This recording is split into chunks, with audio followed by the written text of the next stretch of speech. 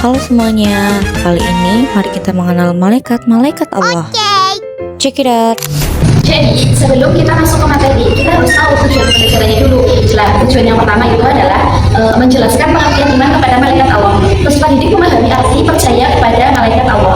Kemudian yang kedua, menyebutkan nama dan tugas malaikat Allah.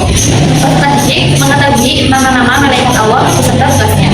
Yang ketiga, menjelaskan hikmah beriman kepada malaikat Allah. Peserta didik memahami manfaat beriman kepada Allah dalam kehidupan sehari-hari. Kemudian yang terakhir, menunjukkan perilaku yang mencerminkan keimanan kepada malaikat. Peserta didik mampu menerapkan sikap baik dalam kehidupan. Dalam Islam, setiap perbuatan manusia selalu dicatat oleh malaikat Allah. Hal ini mengajarkan kepada kita bahwa tidak ada satupun perbuatan yang luput dari pengawasan Allah Subhanahu wa taala. Oleh karena itu, kita harus selalu berhati-hati dalam berbicara, bersikap, dan bertindak, baik di sekolah, di rumah, maupun di lingkungan masyarakat. Malaikat adalah makhluk Allah yang memiliki sifat-sifat yang khusus. Yang pertama, malaikat diciptakan dari cahaya. Jadi malaikat termasuk golongan makhluk gaib atau makhluk yang tidak dapat dilihat kasat mata. Yang kedua, malaikat selalu taat kepada Allah. Karena malaikat selalu taat kepada Allah, jadi malaikat tidak pernah membangkang terhadap perintahnya, selalu menjalankan tugas-tugas Allah. Yang ketiga, malaikat juga tidak makan, tidak minum, dan tidak memiliki jenis kelamin seperti manusia. Malaikat tidak memiliki hawa nafsu, sehingga selalu taat kepada Allah Subhanahu wa taala. Secara bahasa, kata malaikat berasal dari bahasa Arab yaitu malaika, yang artinya utusan atau pembawa pesan. Malaikat merupakan salah satu dari beberapa jenis makhluk ciptaan Allah dan memiliki tugas-tugas khusus dalam melaksanakan perintahnya.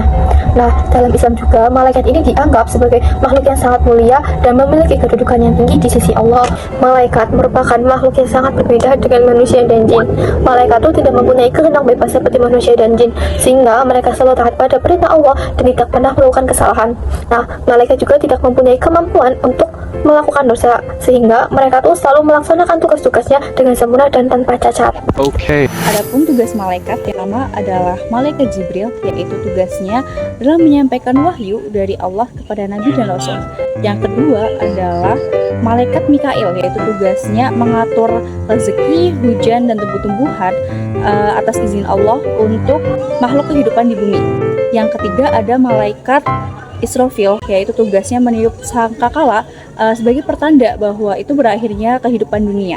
Yang keempat ada malaikat Israel, yaitu tugasnya mencabut nyawa manusia atau makhluk atas izin Allah. Yang kelima ada malaikat Mungkar. Ini tugasnya adalah menanyai manusia di alam kubur atas amal perbuatannya. 6 itu ada malaikat nakir yang dimana tugasnya itu menanyai di alam kubur. Nah, berikutnya itu ada malaikat raqib. Malaikat raqib itu bertugas untuk mencatat amal baiknya manusia selama hidupnya. Nah, berikutnya ada malaikat atid yang dimana tugasnya itu mencatat amal buruk manusia. Jadi semua perbuatan baik maupun buruknya manusia selama hidupnya itu dicatat oleh malaikat raqib dan atid. Nah, ke-9 itu ada malaikat Malik. Nah, malaikat Malik ini menjaga pintu neraka. Nah, terakhir itu ada malaikat Ridwan menjaga pintu surga. Selanjutnya saya akan menjelaskan tentang hikmah beriman kepada malaikat.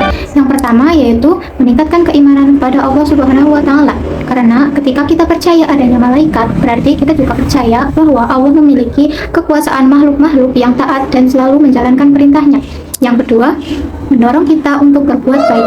Kita sadar bahwa setiap amal baik yang kita lakukan akan dicatat oleh malaikat, sehingga kita menjadi lebih semangat untuk membantu orang lain, berkata jujur, dan berbuat kebaikan. Yang ketiga, menjauhi perbuatan maksiat. Karena semua perbuatan buruk juga dicatat oleh malaikat, maka kita harus lebih berhati-hati dalam berbicara maupun bertindak agar tidak melakukan hal yang dilarang Allah. Dan yang terakhir, menumbuhkan rasa tanggung jawab. Jadi, kita menyadari bahwa semua perbuatan yang dilakukan di dunia nantinya akan dipertanggungjawabkan di hadapan Allah Subhanahu wa taala. Di sini ada beberapa contoh perilaku beriman kepada malaikat dalam kehidupan sehari-hari. Yang pertama itu ada jujur dalam perkataan. Karena kita sadar bahwa semua ucapan dan perbuatan kita diketahui oleh Allah dan dicatat oleh malaikat. Yang kedua, disiplin dalam menjalankan ibadah, seperti sholat tepat waktu dan membaca Al-Quran, sebagai bentuk ketaatan kita kepada Allah Subhanahu wa taala. Yang ketiga, membantu teman yang sedang membutuhkan. Karena menolong orang lain termasuk perbuatan baik yang akan dicatat sebagai amal soleh. Yang terakhir ada menghindari perbuatan buruk, seperti berbohong, berkata kasar.